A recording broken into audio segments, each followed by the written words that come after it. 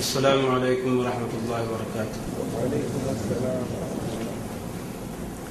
رات کا شباب تو لوٹ لیا آپ کے جدہ کے پرشباب خطیبوں نے، رات کا بڑھاپا شروع ہوا تو پھر بوڑھے کو کھڑا کر دیا۔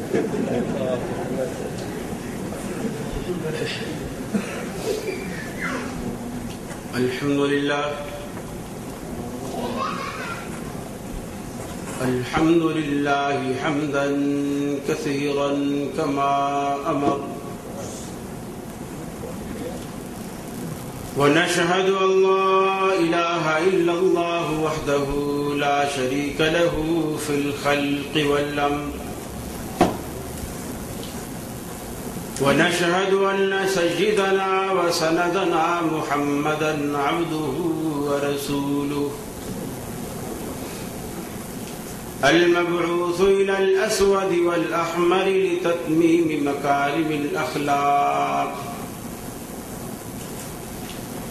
لا يخلق نبي ولا رسول بعده ولا أمة بعد أمته ولا شريعة بعد شريعته ولا كتاب بعد كتابه، وصلى الله تعالى عليه وعلى آله وأصحابه الذين هم خلاصة العرب الذين هم مفاتيح الرحمة ومصابيح الهدى. أعوذ بالله السميع العليم من الشيطان الرجيم. بسم الله الرحمن الرحيم. يا أيها الناس ضرب مثل فاستمعوا له إن الذين تدعون من دون الله لن يخلقوا ذبابا ولو اجتمعوا له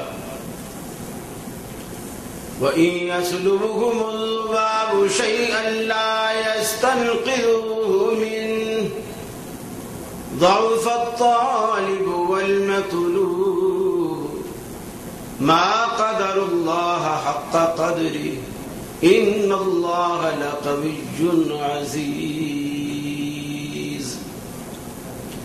الله يستفي من الملائكة رسلا ومن الناس إن الله سميع بصير. يعلم ما بين أيديهم وما خلفهم وإلى الله ترجع الأمور.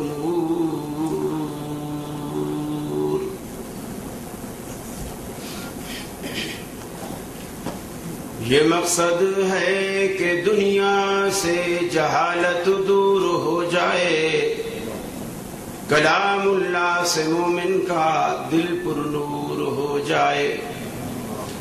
یا الہی جب تک کہ میرے جسم میں جا رہے تجھ پہ صدقے تیرے محبوب پہ قربان رہے، میں رہوں یا نہ رہوں پر دل کی ہے یہ دعا، دین احمد اور عزت قرآن رہے.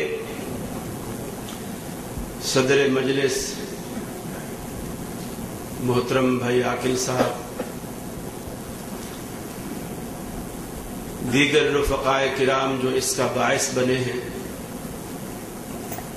بھائی ابو ماجد صاحب، ابو عبداللہ صاحب، بھائی عبدالوارث صاحب، بھائی عاقل صاحب اور دیگر تمام سامعین، آپ کی محبت کا اور اس قدر عزت دینے کا بے حد شکریہ. میں صرف آپ کی محبت کے جواب میں یہ دعا ہی دے سکتا ہوں کہ جس ذات کی وجہ سے آپ محبت رکھتے ہیں وہ ذات بھی آپ سے محبت کرے، اور جس طرح آپ نے مجھے یہاں عزت دی ہے اللہ آپ کو دنیا اور آخرت میں دونوں جہانوں میں عزت نصیب فرمائے. میں بے حد شکر گزار ہوں اپنی جماعت کے نوجوان خطیب محترم جناب یاسر الجابری صاحب کا. میں نے تو سچی بات ہے پہلی دفعہ سنا ہے اور پہلی دفعہ دیکھا ہے. آپ نے تو کیسٹیں سن رکھی تھی، میں نے تو کچھ بھی نہیں سنا. ماشاءاللہ بہت دل خوش ہوا. اللہ رب العالمین قبول فرمائے اور ریاض سے بچائے. شیخ صاحب کی تقریر کے دوران مجھے کچھ باتیں یاد آ رہی تھی کہ اللہ تعالیٰ شیخ صاحب کی زبان سے کہلوا دے. شیخ صاحب فرما رہے تھے کہ اصل حنفی تو ہم ہیں، اس لیے کہ امام صاحب کا قول ہے اذا صح الحدیث فهو مذہبی، کہ جب صحیح حدیث آ جائے وہی میرا مذہب ہوتا ہے، اور ہمارا یہی مذہب ہے. میں یہاں ایک اور مثال دیا کرتا ہوں کہ امام صاحب کا کوئی امام نہیں ہے، وہ غیر مقلد ہے، بلکہ چاروں ائمہ کا کوئی امام نہیں، تقلیدی حوالے سے وہ غیر مقلد ہے. تو اصلی حنفی وہی ہوگا جو اپنا مذہب وہی رکھے گا جو امام کا مذہب ہے. جب امام غیر مقلد ہے تو پھر اصلی حنفی غیر مقلد ہوگا تو بنے گا، مقلد ہو کر تو وہ کبھی اصلی حنفی ہو ہی نہیں سکتا. موضوع آپ تک پہنچ چکا. میں موضوع سن کے حیران ہو رہا تھا کہ شرک کے تو اتنے دروازے ہیں، آپ کہیں دور نہ جائیں، صرف ملتان میں چلے جائیں، جس گلی میں جائیں گے وہ دروازہ کسی نہ کسی مزار پہ ہی کھلے گا. اس قدر دروازے ہیں شرک کے کہ آدمی کس کس کو بیان کرے. بلکہ اس قدر مزارات اور گداگل، گورستان، گرما، یہ ملتان میں انہیں کیا کہوں کہ وہ یاد آتا ہے کہ آدمی یہ ساری چیزیں دیکھ کر کہتا ہے کہ حیران ہوں کہ ان دو آنکھوں سے کیا کیا دیکھوں. اس قدر خرافات کہ شاید شیطان بھی پناہ مانگے کہ میں نے ان لوگوں کو کس ڈگر پر لگا دیا. میں نے ٹھیک ہے ان کو کہا تھا لیکن اتنا تو نہیں کہا تھا. یہ تو ایسا لگتا ہے کہ اگلے سال مجھے بھی آ کر کے ان سے سیکھنا پڑے. اس حد تک گمراہی.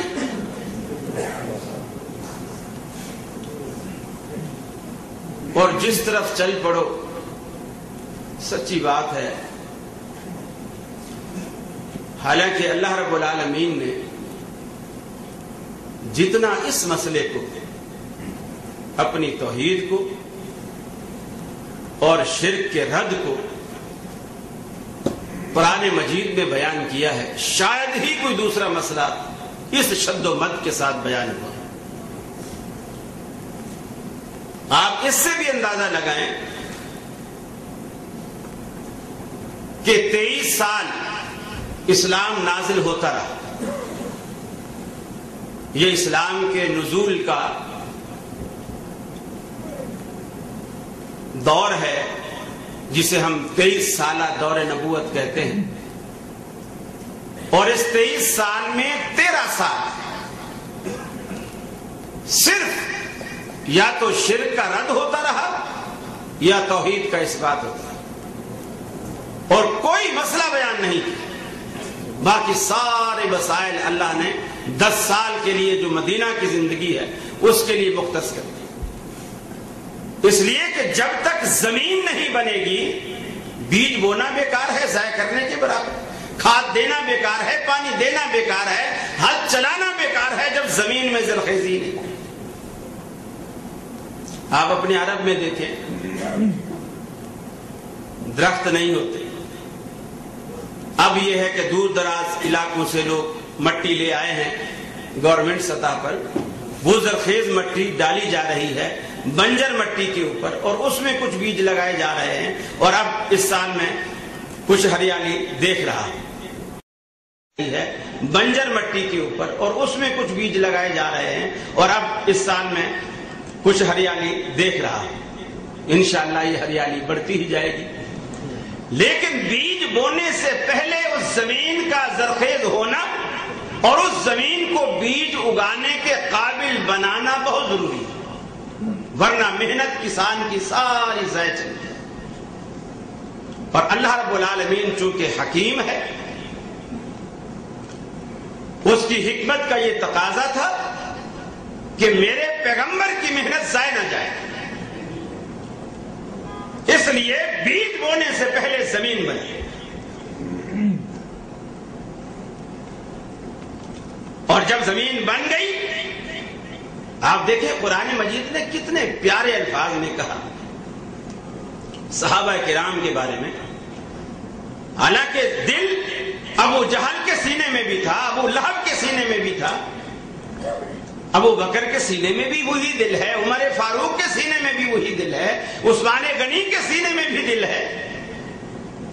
اسی طرح گوشت کا لوتھڑا ہے، اسی طرح خون کو پمپ کرتا ہے، جس طرح کفار کے دل میں سینے میں دل خون کو پمپ کر رہا ہے، صحابہ کرام کے دلوں میں بھی ایسے کرتا تھا. لیکن فرق کیا ہے؟ فرق کس بات کا؟ فرمایا وَلَكِنَّ اللَّهَ حَبَّبَ إِلَيْكُمُ الْإِيمَانَ. صحابہ کرام کی جماعت ایک ایسی جماعت، حَبَّبَ إِلَيْكُمُ الْإِيمَانَ، اللہ رب العالمین نے ان کے دلوں میں ایمان کو پسند کیا. گویا ایمان کا بیج اللہ رب العالمین نے خود بویا صحابہ کے دلوں میں. وَزَيَّنَهُ فِي قُلُوبِكُمْ، اور اے صحابہ کرام کی جماعت، ایمان کا بیج تمہارے دلوں میں بونے کے بعد اس کی آبیاری بھی ہم نے کی، زینت بھی ہم نے بخشی، پھلتا پھولتا چلا گیا یہ پودا تمہارے دلوں میں.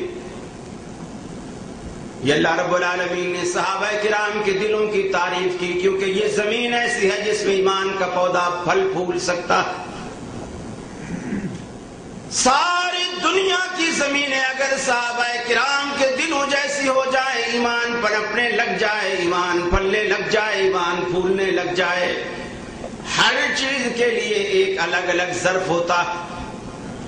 آپ عطر کو روٹی والے برتن میں کبھی نہیں رکھتے، روٹی کو آپ کسی عطر دان کے اندر، مرتبان کے اندر آپ نہیں رکھتے. ہر چیز کا ایک الگ ظرف. سرمے کو آپ سرمے دانی میں رکھیں گے، پانی کو آپ جگ گلاس میں رکھیں گے، یا اس کے لیے جو بھی وہ برتن مخصوص ہے اس میں رکھیں گے، اس لیے کہ اسی کا نام سلیقہ ہے.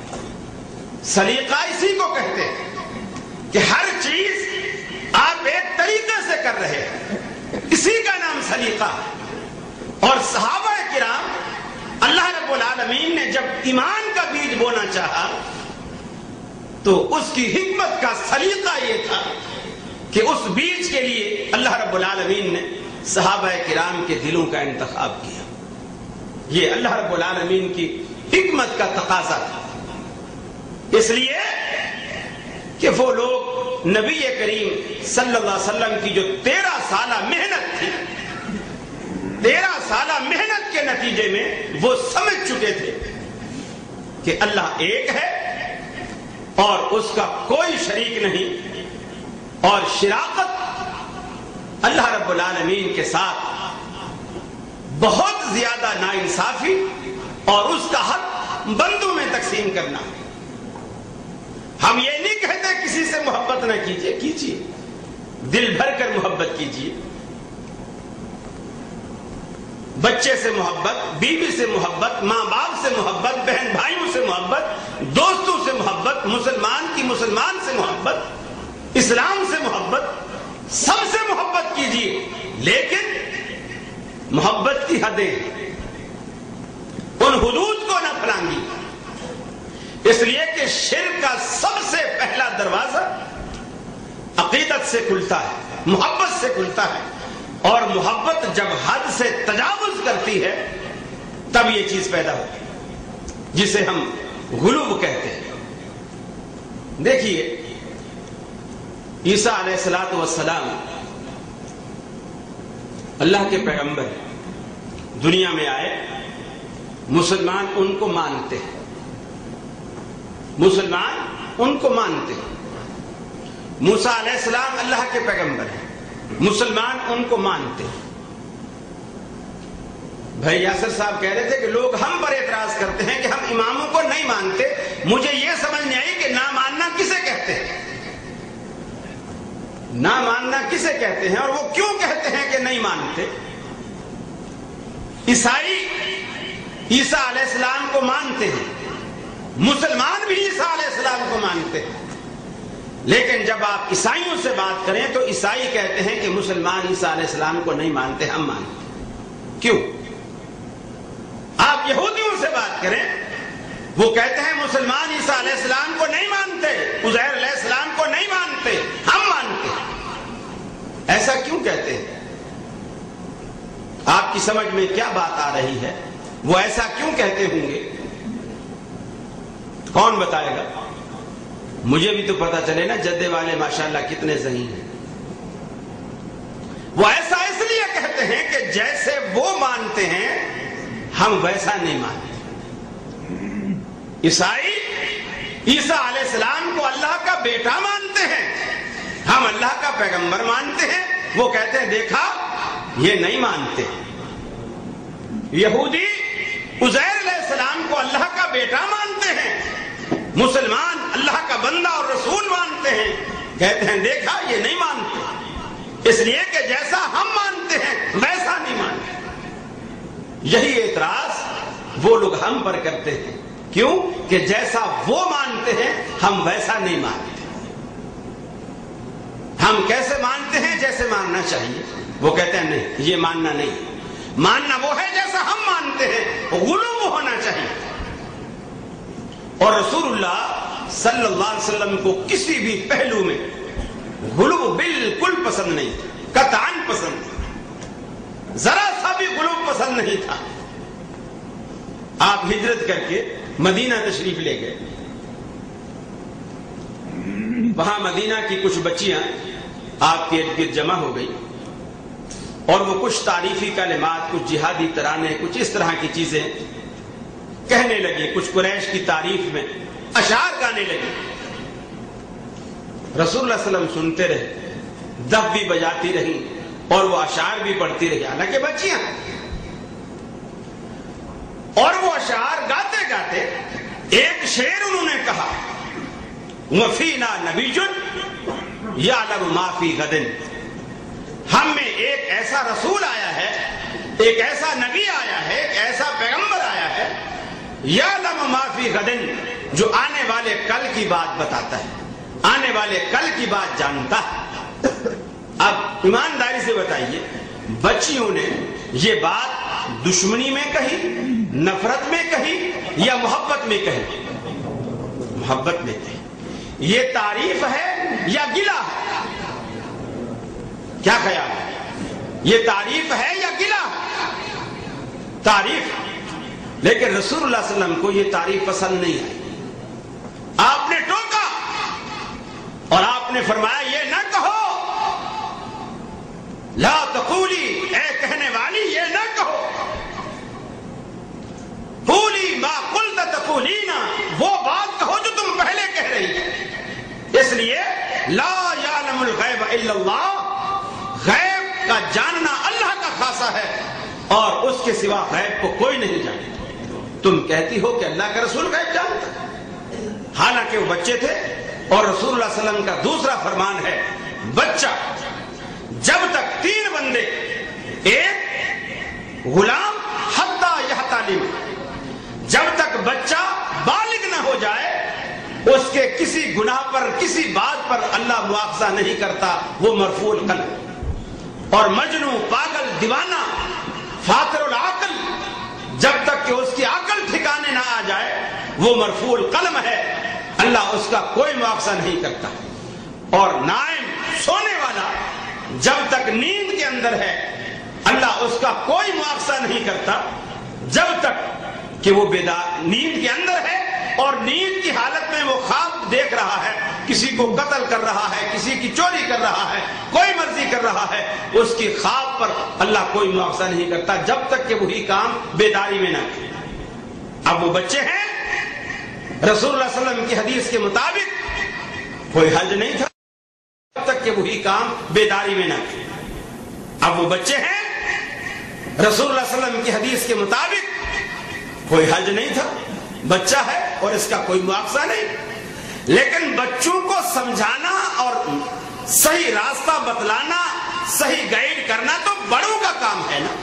اللہ کے رسول نے جب یہ دیکھا کہ بچے یہ بات غلط کہہ رہے ہیں، آپ نے فوراً ٹوکا، ایسا نہ کہو بلکہ وہ جو پہلے باتیں کہہ رہی تھی وہی پہلے والی باتیں کہو، اور یہ بات نہ کہو کہ ہم میں ایک ایسا رسول ہے جو آنے والے کل کی بات جانتا ہے۔ حالانکہ یہ بات انہوں نے عقیدت سے کہی تھی، اس لیے روکا کہ اس عقیدت سے شرک کا دروازہ کھلتا ہے، شرک کا دروازہ کھلتا ہے کہ لوگ عقیدت میں آ کر یہ کہیں گے کہ میاں ہاں اللہ تبارک و تعالیٰ کے رسول بھی یہ بات جانتا ہے۔ حالانکہ آپ جانتے ہیں اما عائشہ صدیقہ رضی اللہ تعالی عنہا جب رات کے وقت ایک صحابی کے ساتھ اونٹ پر سوار ہو کر مدینہ میں واپس آئیں اور منافقین نے ایک طوفان بدتمیزی کھڑا کر دیا، رسول اللہ صلی اللہ علیہ وسلم پریشان، ہودج خالی اٹھا کر اونٹ پہ رکھا گیا ہے، صحابہ یہ سمجھے کہ اندر حضرت عائشہ موجود ہیں لیکن وہ موجود نہیں، ہودج پہ پردہ لگا ہوا ہے، دیکھ نہیں سکے۔ حضرت عائشہ اس وقت ہلکی اتنی تھی کہ وزن کا پتہ نہیں چلا، اٹھا کر خالی ہودج اونٹ پر رکھ دیا گیا اور اونٹ کو لے گئے۔ وہ سمجھے کہ حضرت عائشہ اونٹ پر سوار ہیں، اللہ کے نبی ساتھ ہیں، لیکن اللہ تبارک و تعالیٰ کے نبی کو معلوم نہیں کہ میری بیگم پیچھے درخت کے کنارے لگ کر وہاں بیٹھی میرا انتظار کر رہی ہے، آپ یہ سمجھے کہ ہمارے ساتھ یہ کون ہے؟ اللہ کا رسول۔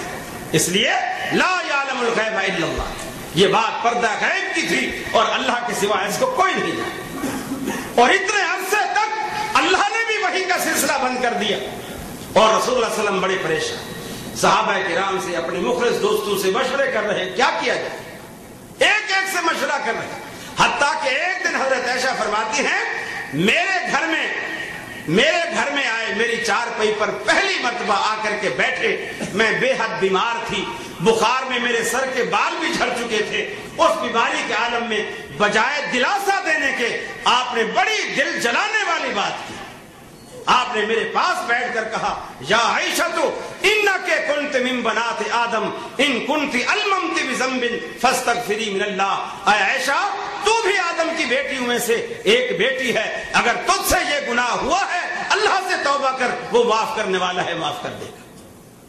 آپ فرماتی ہیں میرے تو پاؤں تلے سے زمین نکل گئی، میں نے کہا اللہ کے رسول آپ کے دل میں منافقین کی باتوں نے گھر کر لیا ہے، میں آپ سے کچھ نہیں کہوں گی، انما اشکو بثی وحزنی الی اللہ، میں نے اپنا تمام تر درد دل علیم بذات الصدور کے آگے رکھ دیا ہے، اب میں بھی اسی کے فیصلے کا انتظار کرتی ہوں، آپ بھی اسی کے فیصلے کا انتظار کریں۔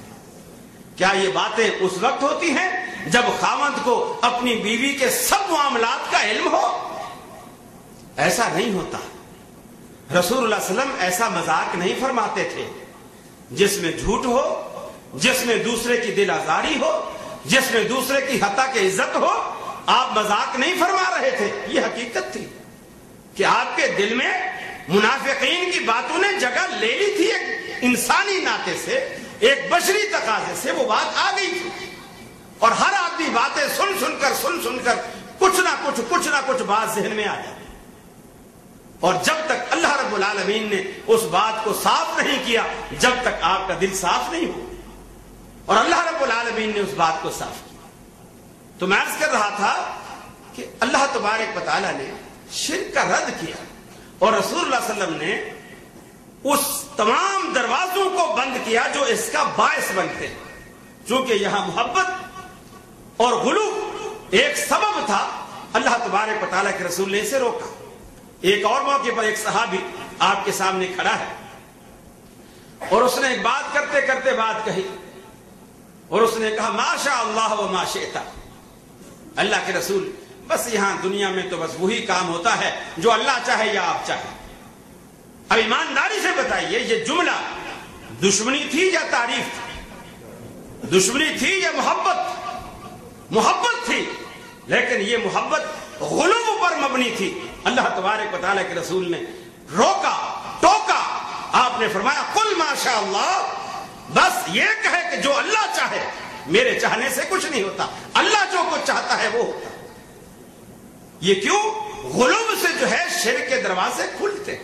اب آپ جتنے بھی دنیا میں لوگ ہیں، مزار کے پجاری، قبر کے پجاری، گھوڑے کے پجاری، تابوت کے پجاری، جھنڈے کے پجاری، جھنڈیوں کے پجاری، تھالوں پلیٹوں اور دیگوں کے پجاری، آپ ان کو دیکھیے کہ وہ ان چیزوں میں جو آگے بڑھے ہیں، کس چیز میں بڑھے ہیں؟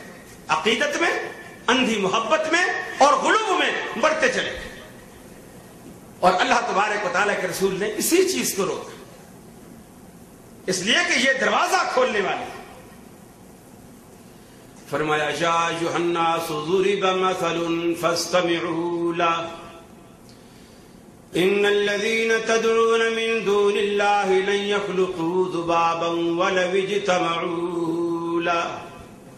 اللہ رب العالمین اپنے کلام پاک میں کہتا ہے یا ایھا الناس، اے کائنات کے لوگوں، ضرب مثل فاستمعوا له. اللہ رب العالمین تمہارے لیے ایک مثال بیان کرتا ہے، اسے کان لگا کر سنو، پوری توجہ سے سنو. اللہ رب العالمین تمہارے لیے قرآن مجید میں مثال بیان کرتا ہے، اسے کان لگا کر توجہ سے سنو. ان الذین تدعون من دون اللہ لن یخلقوا ذبابا، جن لوگوں کو تم اللہ رب العالمین کے سوا پکارتے ہو وہ تو ایسے کمزور ہیں، لن یخلقوا ذبابا، ایک مکھی بھی پیدا نہیں کر سکتے. آپ لوگ جاتے ہو ان کی مزاروں پر بیٹے اور بیٹیاں مانگنے کے لیے، وہ تو اتنے کمزور ہیں کہ تمہیں مکھی بھی نہیں بنا کے دے سکتے، بیٹے کہاں سے دیں گے؟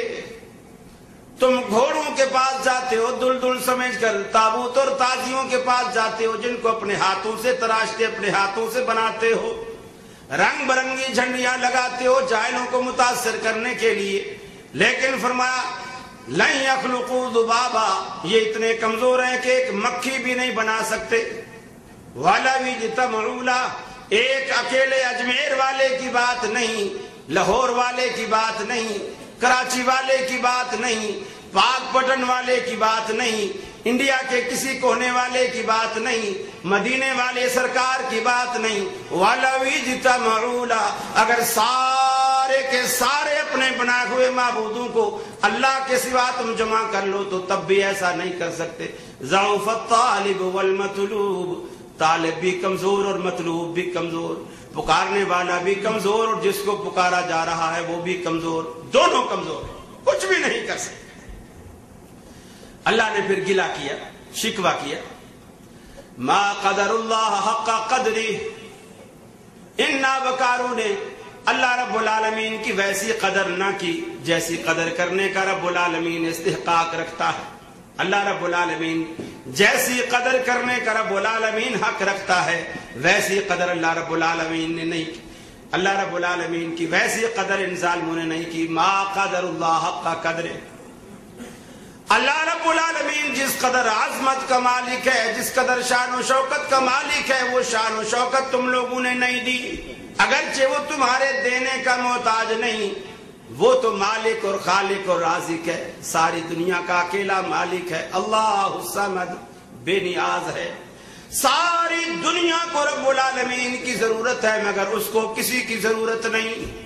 کوئی مانے تو اپنے فائدے کے لیے، نہ مانے تو اپنے نقصان کے لیے. رب العالمین کی ربوبیت میں کوئی فرق نہیں آتا. اے فرمایا تم جس کو پکارتے ہو وہ بھی کمزور، جو پکارنے والا وہ بھی کمزور.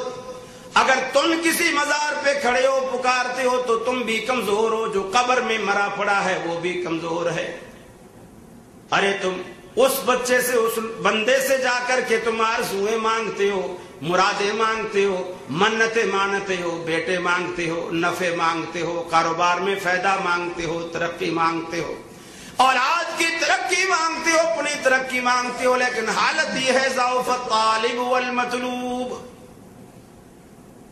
دونوں کمزور ہے. کمزوری کی حالت ہے لن یخلقوا ذبابا، ایک مکھی بھی نہیں بنا سکتے. مکھی بنانا تو بڑے دور کی بات ہے. فرمایا یسلبہم الذباب شیئا، اگر مکھی ان کے ہاتھ سے، ان کی پلیٹ سے غذا کا کوئی ذرا اپنے منہ میں لے کر کے اڑ جائے، فرمایا اگر وہ مکھی غذا کا ایک ذرا، سوجی کا ایک دانہ ان کی پلیٹ سے اٹھا کر کے اڑ جائے، فرمایا اس سے لن یسل وَإِن يَسْلُبْهُمُ الذُّبَابُ شَيْئًا، وَإِن يَسْلُبْهُمُ الذُّبَابُ شَيْئًا، اگر وہ مکھی ذرا دانہ بھی لے کر کے چلی جائے اس سے، فرمایا وہ واپس لینے کی طاقت نہیں رکھتے، اتنے کمزور ہیں، واپس لینے کی طاقت نہیں رکھتے. مکھی تو بنانا دور رہا، इकबाल भी बदला जा न सका। ऐ खालिक कुल, ऐ मालिक कुल, ऐ राज़िक कुल, ऐ हाकिम कुल, सुबहान है तू, रहमान है तू, तेरी सिफतें कोई भी पा न सका। हर शय पे तसर्रुफ है तेरा, जब हुक्म दिया तब मी बरसा। ऐ मालिक अब्र से तेरे सिवा एक बूंद भी कोई गिरा न सका। यूनुस ने पुकारा आए अल्लाह और बैठ गया था कश्ती में, तेरा हुक्म तो मौला टल न सका, वो खुद को पार लगा न सका। तू जिसको डबोने पर आए फिर किसकी है ताकत पार करे। महबूब तेरा मजबूर रहा, कश्ती में पिसर को बिठा न सका। ऐ खालिक कुल, ऐ मालिक कुल, ऐ राज़िक कुल, ऐ हाकिम कुल, सुबहान है तू, रहमान है तू, तेरी सिफतें कोई भी पा न सका। आदमी अंधी अकीदत में बढ़ता चला जाता है, शिर्क के दरवाजे खुलते चले जाते हैं, बगैर सोचे समझे शिर्क के सारे दरवाजे उस पर खुलते चले जाते हैं। इंसान जरा भर भी नहीं सोचता, एक अकीदत से और दूसरा अल्लाह अकबर कुरान मजीद और अहादीस का सहारा ना लेने से, क्योंकि ये दोनों बहुत बड़ी रुकावट हैं शिर्क की राह। कुरान और हदीस, अल्लाह और उसका रसूल शिर्क की राह में रुकावट। चूंकि रसूलुल्लाह सल्लल्लाहु अलैहि वसल्लम दाई थे, शिर्क का रद्द करने वाले थे, राह रास्त की तरफ लाने वाले थे, तौहीद की दावत देने वाले थे। और सबसे पहले ज़ाहिर बात है इस उम्मत मुस्लिमा को आपने तौहीद सिखलाई और आपकी दावत से लोग मुसलमान हुए। और आज हम उन्हीं की वजह से, उनकी दावत की वजह से अल्लाह ने हमें हिदायत दी और हम आज मुसलमान हैं। तो जब तक कुरान और सुन्नत से रहनुमाई हासिल नहीं करेंगे तब तक हम ये शिर्क के जो दरवाजे खुलते चले जा रहे हैं, ना हम इन खुले दरवाजों को बंद कर सकेंगे और ना नए दरवाजे बनने से रोक सकेंगे, जब तक हम कुरान और सुन्नत से रहनुमाई नहीं लेंगे। ये बहुत जरूरी है कि आदमी कुरान और सुन्नत से रहनुमाई हासिल करे और इनको बुनियाद बनाकर, मशल बनाकर, इनकी रोशनी में ये कुफ्र की, जहालत की, बिदत की, शिर्क की तारीकियां जो है वो कुरान और सुन्नत की मशल जलाकर, कुरान और सुन्नत की शमा रोशन कर कर इस रोशनी में इन अंधेरों को भगाए। आज के दौर में यही सबसे बड़ा काम।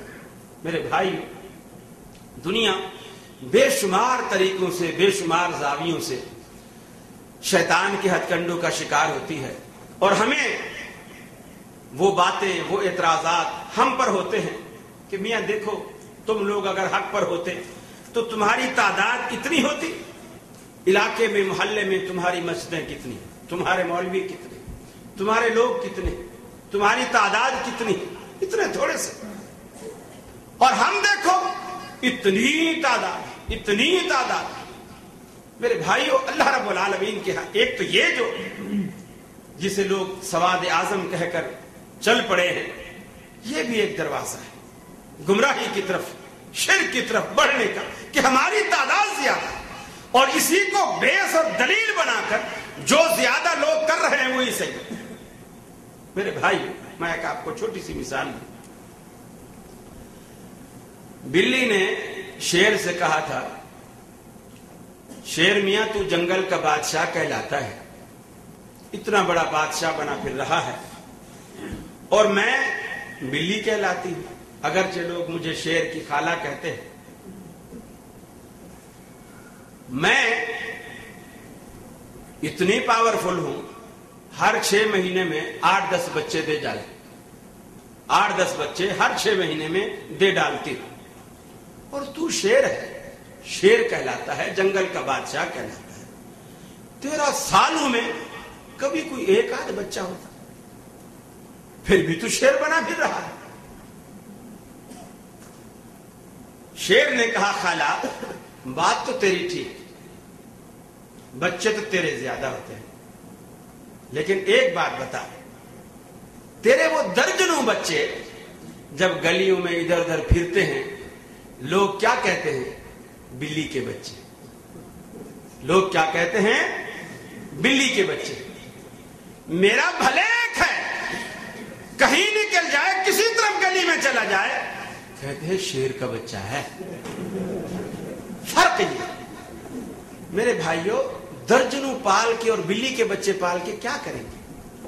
کیا کریں گے؟ ایک ہو بھلے، لیکن شیر کا بچہ ہو، بچہ تو شیر کا ہے، اور جو کہیں گے تو شیر کا بچہ نا، بلی کے بچے پال کے کیا کریں گے؟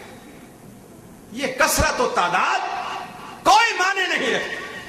مشرکین کی تعداد ایسے ہے جیسے بلی کے بچے، بدعتیوں کی تعداد ایسے ہے جیسے بلی کے بچے، کفار کی تعداد ایسے ہے جیسے بلی کے بچے، مسلم کی تعداد بھلے وہ قلت میں ہو، وہ ہے شیر کا بچہ۔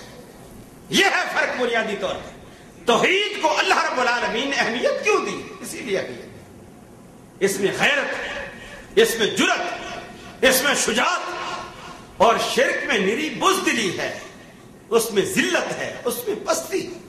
اب آپ دیکھیں میرے جیسا دوسرا انسان ہے، اس کے ایسے دو کان ہیں، دو ہاتھ ہیں، دو پاؤں، بلکہ بعض دفعہ تو وہ معذور ہوتا ہے، ہم الحمدللہ اس سے زیادہ صحت مند توانا ہوتے ہیں، اتنے سر، یہ کیا ہے؟ دولت شاہ کا چوہا ہے، اتنا سر ہے، پیدا ہوتے ہی اس کے سر پہ لوہے کی ٹوپی پہنا دیتے ہیں، خول مزار پہ وقف کر دیتے ہیں، سارا جسم پھولتا چلا جاتا ہے، سر وہی پیاز کی طرح اتنے کا اتنا رہے۔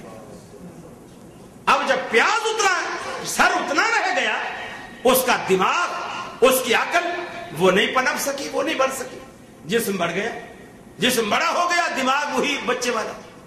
اب وہ پاگلوں کی طرح منہ کھولے بیٹھا ہے، رال ٹپکتی ہے۔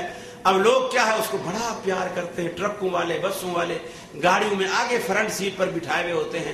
یہ کیا ہے جی؟ دولت شاہ کا چوہا جا رہا ہے، حادثے سے بچے، اور وہی گاڑی جب درخت سے ٹکراتی ہے، ایک بھی نہیں بچتا، ایک بھی نہیں بچتا۔ اب آپ بھی سوچیں کہ مجھ سے زیادہ معذور ہے، مجھے اللہ نے بولنے کی طاقت دی ہے، یہ تو بول بھی نہیں سکتا۔ مجھے اللہ نے سمجھنے کی طاقت دی ہے، یہ سمجھ بھی نہیں سکتا۔ مجھے اللہ نے اپنی مرضی سے ادھر ادھر جانے، بھاگنے، دوڑنے کی طاقت دی ہے، یہ ایسا بھی نہیں کر سکتا۔ اسے بس میں بٹھانا ہو تو لوگ لوتھڑے کی طرح اس کو اٹھا کے اوپر بٹھاتے ہیں۔ اب یہ کتنی پستی ہے کہ آدمی اس کے آگے جھکا ہوا ہے، اس کے آگے جھکا ہوا ہے، کتنی ذلت کی بات ہے۔ میرے بھائیوں، اللہ رب العالمین نے جو دعوت فکر دی ہے توحید سے متعلق اور رد شرک سے متعلق، اس سے رہنمائی حاصل کیجیے، اس سے رہنمائی حاصل کیجیے کہ وہ ہمیں کس طرح شرک سے جو ہے وہ چیز بچانے والی، کس طرح ہمیں شرک سے الگ کرنے والی۔ اور آپ دیکھیں مشرک کس قدر عقل کے لحاظ سے، بلکہ میں اکثر کہتا ہوں کہ مشرک کی عقل ہی ٹخنے میں ہوتی ہے، عقل تو دماغ میں ہوتی ہے نا، مشرک کی عقل ٹخنے میں ہوتی ہے، کبھی نہیں سوچتا۔ اب وہ بیٹھا ہے، اپنے ہاتھوں سے اس لکڑی کو تراشتا ہے، خود رنگ لگاتا ہے، خود روغن لگاتا ہے، خود کیلیں ٹھوکتا ہے، بلکہ پرانی لکڑیاں جو عمارتوں کی ٹوٹی پھوٹی ہوتی ہیں ان کو رندہ لگا کے چمکا کے پھر جوڑتا ہے۔ اب یہ روزہ بن گیا ہے، یہ فلاں چیز بن گئی ہے، اس کو گولڈن کلر، سلور کلر، مختلف کلر دے کر اب وہ جھنڈیاں لگا کر اب وہ بین الاقوامی یتیم اسے کندھے پر اٹھا کر چلتے پھر، اب وہ ساری دنیا کا داتا بن۔ کس قدر پستی ہے کہ میں نے اپنے ہاتھوں سے تراشا ہے۔ کفار مکہ اور کیا کرتے تھے؟ کفار مکہ کیا کرتے تھے؟ اس میں اور اس میں فرق کیا ہے؟ فرق یہ ہے کہ میٹیریل میں ہم لکڑی استعمال کر رہے ہیں، وہ پتھر استعمال کرتے ہیں۔ بات تو وہی ہے۔ اور پھر اس سے آگے اگر چلے جائیں تو پھر کیا فرق ہے کہ ہندو اس بت کو پتھر کے اندر کسی بزرگ کی شبیہ مورتی تراشتے ہیں اور اس کو کھڑا کر دیتے ہیں، اس مورتی کو کھڑا کر دیتے ہیں اور کھڑا کر کے پوچھتے ہیں، اور مسلمان کھڑا نہیں کرتے، اسے قبر میں لٹاتے ہیں اور لٹا کے پھر پتھر کا اوپر قبہ بناتے ہیں، مقبرہ بناتے ہیں اور پھر پوچھتے ہیں۔ وہ کھڑا کر کے پوچھتے ہیں، یہ آڑا کر کے پوچھتے ہیں۔ فرق تو سیدھے اور آڑے کا ہے، اور تو کچھ فرق نہیں، باقی کیا فرق؟ میرے بھائیوں، یہ شرک کے دروازے کیوں کھلے ہیں اور کیوں کھلتے چلے جا رہے ہیں، اور جو کھلے ہیں وہ بند ہونے میں نہیں آتے؟ اس کی کیا وجہ؟ اس کی کیا وجہ ہے؟ قرآن مجید نے اس کی کیا وجہ ہے؟ قرآن مجید نے دیکھو اتنے پیارے انداز ہے، آدمی غیر کے پاس جائے کیوں؟ غیر کے پاس جائے کیوں، مانگے کیوں؟ بڑی سخت اور کڑوی بات ہے، اللہ نے قرآن مجید میں بیان کی۔ قرآن مجید میں فرمایا لا تنکحوا المشرکات، کہ یہ جو مشرک عورتیں ہیں ان سے فرمایا نکاح نہ کرو، مگر یا مومن مرد جو ہے وہ مشرک عورت سے نکاح نہ کرے، اور مشرک مرد جو ہے وہ مومن عورت سے نکاح نہ کرے، وہ نکاح کرے تو یا فرمایا زانیہ عورت سے کرے یا مشرکہ عورت سے، ان ينكحها الا زان او مشرک وحرم ذلك على المؤمنين۔ اسی طرح اگر عورت مومنہ ہے وہ مشرک مرد سے یا زانی مرد سے نکاح نہ کرے، بلکہ اگر مشرکہ عورت ہے تو یا تو زانی مرد سے نکاح کرے یا مشرک مرد سے نکاح کرے۔ یہ تقسیم اللہ نے کیوں کی؟ مشرک اور شرک اور زنا کو ایک جگہ کیوں رکھا؟ حالانکہ دو الگ الگ گناہ، شرک الگ گناہ ہے، زنا الگ گناہ ہے، لیکن اللہ نے ایک جگہ کیوں رکھا؟ ایک جگہ کیوں رکھا؟ اللہ اکبر۔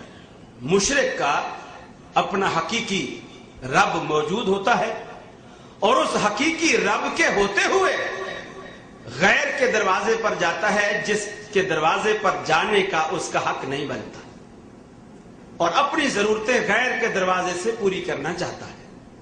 اور یہی زانیہ عورت یا زانیہ مرد کرتا ہے کہ نکاح ہوتے ہوئے اس زانیہ عورت کا اپنا خامد موجود ہوتا ہے جو جائز حق ہے، اس جائز حق کے ہوتے ہوئے ناجائز حق کی طرف جاتی ہے، غیر کے دروازے پر جاتی ہے اور اپنی وہ ضرورت غیر کے دروازے پر پوری کرتی ہے۔ اللہ رب العالمین نے دونوں میں یہ وصف مماثل پایا، اور اسی لیے ان کو ایک ہی سی کیٹیگری میں دونوں کو رکھا کہ فرمایا یہ یا تو زانی مرد سے نکاح کرے یا پھر مشرک مرد سے نکاح کرے، اور مومنوں پر یہ حرام ہے۔ میرے بھائیوں سمجھو، شرک اس قدر برا، اس قدر حرام کہ اللہ رب العالمین نے قرآن مجید میں کہا، فرمایا من یشرک باللہ فقد حرم اللہ علیہ الجنہ ومأواہ النار وما للظالمین من انصار۔ جو بندہ اللہ رب العالمین کے ساتھ شریک ٹھہراتا ہے، کسی کو بھی اللہ رب العالمین کا شریک ٹھہراتا ہے، فقد حرم اللہ علیہ الجنہ، اللہ رب العالمین نے جنت اس پر حرام کر دی ہے، ومأواہ النار، اس کا ٹھکانہ دوزخ بنا دی ہے۔ گویا جہنم کو اللہ تبارک و تعالیٰ نے مشرک پر فرض کر دیا، جنت کو مشرک پر حرام کر دیا۔ ان اللہ لا یغفر ان یشرک بہ ویغفر ما دون ذلک لمن یشاء۔ زانی کی بخشش کا امکان موجود ہے بغیر توبہ کے بھی، زانی کی بخشش کا امکان موجود ہے، چور کی بخشش کا امکان موجود ہے، دیگر گناہ کرنے والوں کی بخشش کا امکان موجود ہے۔ اگر اللہ رب العالمین چاہے تو اپنے فضل سے، اپنے کرم سے اسے معاف فرما دے، لیکن رب العالمین نے فرمایا ان اللہ لا یغفر ان یشرک بہ۔ جس بندے نے میری ذات میں کسی کو شریک ٹھہرایا یا شریک سمجھا، لا یغفر، رب العالمین نے دنیا میں اس کی وضاحت فرما دی، اللہ رب العالمین اس کی مغفرت نہیں فرمائے گا۔ وَيَغْفِرُ مَا دُونَ ذَلِكَ لِمَن يَشَاءُ، اس کے علاوہ پروردگار عالم جس کے لیے چاہے گا بخشش کے دروازے کھول دے گا، لیکن مشرک کے لیے بخشش کے دروازے ہرگز نہیں کھولے گا، اس لیے کہ اس نے زندگی میں توحید کے دروازے اپنے اوپر بند کر لیے تھے، رب العالمین نے آج آخرت میں بخشش کے دروازے اس پر بند کر دیے۔ ان اللہ لا یغفر ان یشرک بہ ویغفر ما دون ذلک لمن یشاء۔ سورہ انعام میں اللہ رب العالمین نے اپنے انبیاء کے نام گنوائے، 18 پیغمبروں کے نام گنوائے، اور نام گنوانے کے بعد فرمایا وَلَوْ أَشْرَكُوا لَحَبِطَ عَنْهُمْ مَا كَانُوا يَعْمَلُونَ۔ اگر یہ میرے 18 معتبر پیغمبر اللہ کی جناب میں شریک ٹھہراتے، میرا کسی کو شریک بناتے، تو فرمایا میں ان کی ساری زندگی کے عمل برباد کر دیتا۔ اپنے حبیب کے بارے میں قرآن مجید نے فرمایا لَئِنْ أَشْرَكْتَ لَيَحْبَطَنَّ عَمَلُكَ وَلَتَكُونَنَّ مِنَ الْخَاسِرِينَ۔ اے حبیب اگر تو بھی شرک جیسی غلاظت میں مبتلا ہو جاتا، اگر تو بھی شرک کی بیماری میں ملوث ہو جاتا، لَيَحْبَطَنَّ عَمَلُكَ، تیرے بھی عمل برباد ہو جاتے، وَلَتَكُونَنَّ مِنَ الْخَاسِرِينَ، اور آپ خسارہ اٹھانے والے، خسارہ پانے والے ہو جاتے۔ اگر شرک کرنے کے بعد اللہ کا پیغمبر بھی اپنے عمل کو ضائع کر کے بیٹھتا ہے تو میرے بھائیوں ہمارے لیے عمل کی بقا کیسے ہوگی؟ شرک کے ساتھ عمل کی بقا ممکن نہیں. نمازیں پڑھے، روزے رکھے، حج کرے، ساری چیزیں ختم ہو جاتی ہیں اسی اندھی عقیدت کی وجہ سے. اور یہ شرک دیکھو، اب آپ مدینہ لوگ کرتے ہیں، لوگ مدینے جاتے ہیں، سب جاتے ہیں ماشاءاللہ، لیکن نیتوں میں بڑا فرق ہوتا ہے، بڑا فرق ہوتا ہے. اب کچھ لوگ جاتے ہیں، ادھر ادھر دیکھتے ہیں، شرطوں کو دیکھتے ہیں، کہیں کوئی نہیں کھڑا تو جیسے موقع لگتا ہے ایک چمہ لے لیتے ہیں. اب کوئی کھڑا ہو تو پھر ڈرتے ہیں، یار کیا کریں، اب ہر جگہ وہابیوں کی حکومت، ہر جگہ وہابیوں کی. اور ایسی یقین مانو، ایسی یعنی اندھا پن اس حال میں. یہ چھانگا مانگا پاکستان میں پنجاب میں ایک علاقہ ہے، شاید آپ لوگ اسے جانتے ہوں. وہاں ایک ہر سال سیلاب آیا کرتا، ہر سال سیلاب آتا تھا. ایک کوئی دریا کے کنارے کوئی مزار تھا، وہ نہیں گرتا تھا. لوگ کہتے تھے دیکھو وہابیوں کو، اب یہ بزرگوں کی کرامت کو نہیں مانتے. سارے شہر میں پانی آتا ہے اور کتنوں کے مکان گر جاتے ہیں، لیکن یہ چھانگا مانگا کے جو ولی کا جو مزار ہے، یہ دیکھ لو ہر سال جو کا توں کھڑا ہے. کئی سال گزر گئے. ایک سال سیلاب آیا تو سب سے پہلے وہی مزار گرا ہے، غالباً یہ بھٹو دور کی بات. وہی مزار سب سے پہلے گرا. اب وہ لوگ کہیں کہ جی وہ مزار کا کیا بنا؟ کہیں یار کیا بتائیں، اس سال تو بالکل کوئی وہابی قسم کا سیلاب تھا. سیلاب بھی وہابی قسم کا ہے، سب سے پہلے اس نے آ کر کے مزار کو گرایا. اس قدر جہالت ہے، اس قدر جہالت ہے کہ آدمی حیران رہ جائے کہ یہ کہہ کیا رہے ہیں، کر کیا رہے ہیں.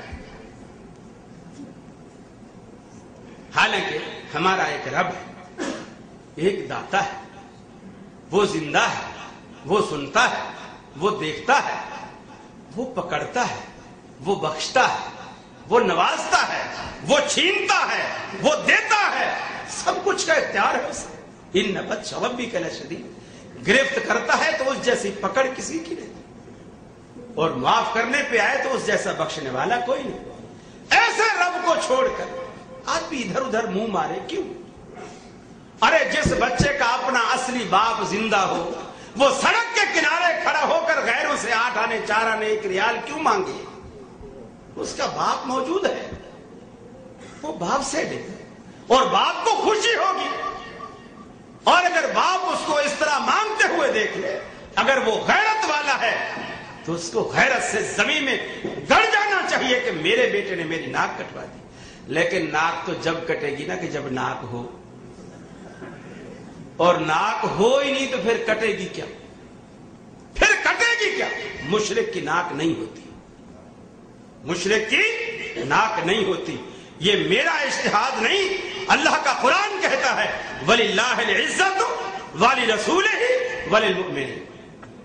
ارے یہ عزت صرف 3 کا حق ہے، ایک اللہ کا، اس کے رسول کا، اور ان دونوں کو ماننے والے کا. چوتھے کی کوئی عزت نہیں، ان 3 کے سوا چوتھے کی کوئی عزت نہیں. یا اللہ کی عزت ہے، یا رسول کی عزت ہے، یا ان دونوں کو ماننے والے ایمان والوں کی عزت ہے. چوتھے کی کوئی عزت نہیں. اسی لیے غیرت نہیں آتی، اسی لیے غیرت نہیں آتی. بے شمار یہ جو مزاریں بنی ہیں اور ان کی جو پوجا ہے، ان کی جو پرستش ہے، ان کے طواف ہیں جیسے اللہ کے گھر کے طواف ہوتے ہیں. ان کو چومنا ہے جیسے حجر اسود کو چوما جاتا ہے. ان کی مٹی کو کھا کے شفا سمجھا جاتا ہے. ارک گلاب، کئی من کے ارک گلاب سے انہیں دھویا جاتا ہے. سجادہ نشین، گدی نشین، مجاور جمع ہوتے ہیں. ہر سال جیسے بیت اللہ کا غلاف بدلا جاتا ہے، ایسے وہاں چادریں بدلی جاتی ہیں، ہرے رنگ کی کڑھائی والی. پھر اس کے اوپر گلاب کے پھولوں کی چادریں چڑھائی جاتی ہیں. نہ معلوم کیا کچھ کیا جاتا ہے. کالے بکرے، سفید بکرے، کالی مرغیاں بیچاری پناہ مانگتے ہیں.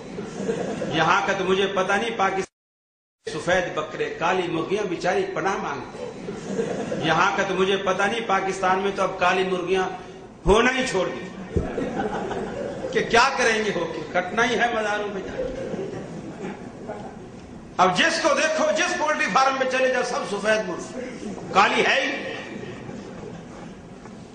میرے بھائیوں، یہ جو چیزیں ہیں، یہ جو چیزیں ہیں، ایمان کو تباہ کرنے والی، ایمان کو مسمار کرنے والی، ایمان کو برباد کرنے والے، ان سے کب انسان پناہ مانگے گا، کب سیکھے گا، اللہ کی طرف کب رجوع کرے گا، کب آئے گا؟ اللہ کے خزانے میں کس چیز کی کمی ہے جو ہمیں وہاں جا کر کے پوری ہوتی ہے، جو اللہ کے ہاں پوری نہیں ہو پاتی؟ وہاں کس چیز کی کمی ہے؟ اللہ رب العالمین نے کتنے پیارے انداز میں فرمایا قال ربكم ادعوني استجب لكم ان الذين يستكبرون عن عبادتي سيدخلون جہنم داخرین۔ تمہارا رب، تمہارا داتا تمہیں کہتا ہے ادعونی استجب لکم، مجھے پکارا کرو، میں تمہاری پکار کو، میں تمہاری دعاؤں کو قبول کرتا ہوں۔ بے شک وہ لوگ جو میری عبادت سے، میری پکار سے غافل ہیں، مجھ سے مانگنے سے شرماتے ہیں، وہ تکبر کرتے ہیں، ہم فرمایا ان قریب انہیں دوزخ میں اودھا کر کے ڈالیں، ذلیل و خوار کر کے ڈالیں۔ اللہ رب العالمین پکار کے کہتا ہے، ہر آدھی رات کے بعد آسمان دنیا پر آتا ہے، میرا بندہ کوئی بیمار ہے، میں شفا دینے کے لیے آیا ہوں، کوئی بے روزگار ہے، میں روزی دینے کے لیے آیا ہوں، کوئی دکھوں کا مارا، میں دکھ دور کرنے آیا ہوں، کوئی گناہوں کی دلدل میں دھنسا ہوا، میں اس کے سارے گناہ دھونے کے لیے آیا ہوں۔ لیکن بندہ اس وقت اللہ سے مانگتا ہی نہیں، جو دینے پر تلا ہوا ہے، اور ایسے مزاروں پہ جا کے کھڑا ہے جن کے بارے میں قرآن نے مثال دی ہے، وہ مزار پہ جا کے ایسے کھڑا ہوتا ہے، ایسے مانگتا ہے غیر اللہ سے، جیسے کوئی پیاسا کنویں پر کھڑا ہو اور ہاتھ اٹھائے اور پانی سے کہے میں پیاسا ہوں، لیبلغ فاہ، تاکہ وہ پانی اس کے منہ میں آ جائے، وما ہو ببالغ، فرمایا قیامت تک وہ پکارتا رہے، وہ پانی کبھی اس کے منہ میں نہیں جائے گا۔ وما دعاء الکافرین الا فی ضلال، فرمایا کافروں کی پکار بھی ایسے ضائع جائے گی جیسے وہ کنویں کے کنارے کھڑا ہوا پانی کو پکار رہا۔ یہ قرآن نے مثال دی میرے بھائیوں۔ اور ایک سب سے بڑا اور دروازہ ہے شرک، جو رسول اللہ صلی اللہ علیہ وسلم نے نشاندہی کی۔ آپ نے فتنوں کے زمانے کی بات کی، آپ نے فرمایا میری امت میں فتنے آئیں گے، اور سب سے پہلا فتنہ القتل، سب سے پہلا فتنہ قتل۔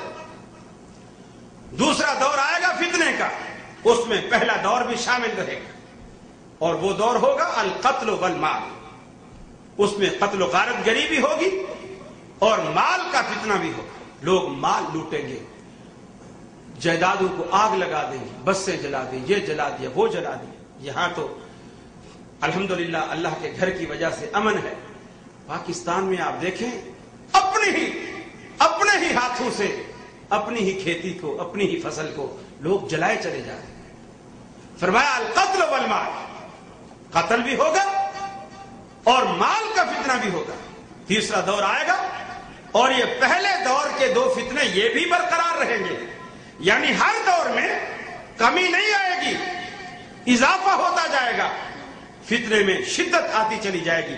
تیسرے دور میں القتل والمال والفروج، فرمایا قتل بھی ہوگا، مالوں کی تباہ کاری بھی ہوگی اور عصمت دری بھی ہوگی، لوگ عزتیں بھی لوٹیں گے۔ اس کے بعد فرمایا چوتھا فتنہ آئے گا، وہ دجال، وہ دجال کا فتنہ ہے۔ اللہ تبارک و تعالیٰ کے رسول نے دیکھا، صحابہ کرام دجال کے فتنے کا سن کر رونے لگے۔ اللہ کے رسول نے پوچھا کیا بات ہے؟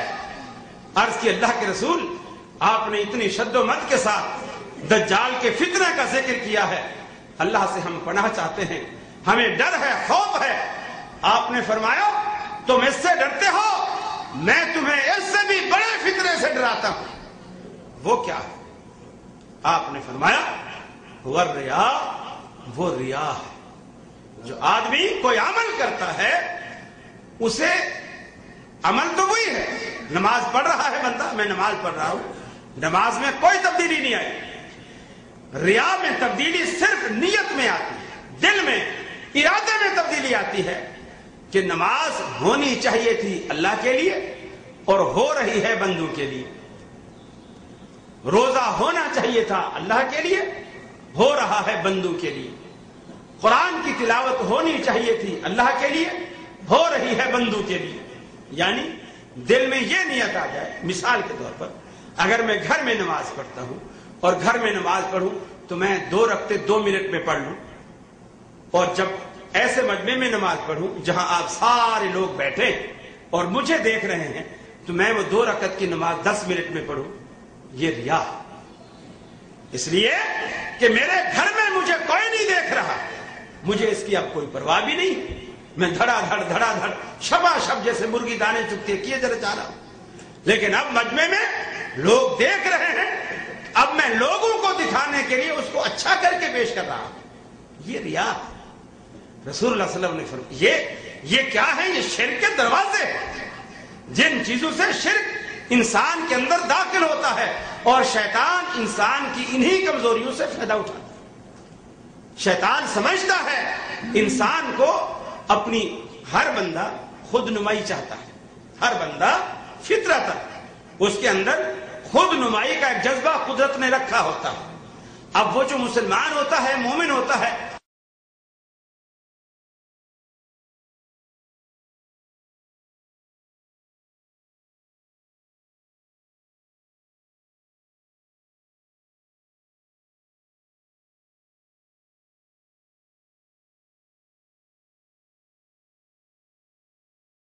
الدعوة نور وضاء تجلو ظلمات الحيرة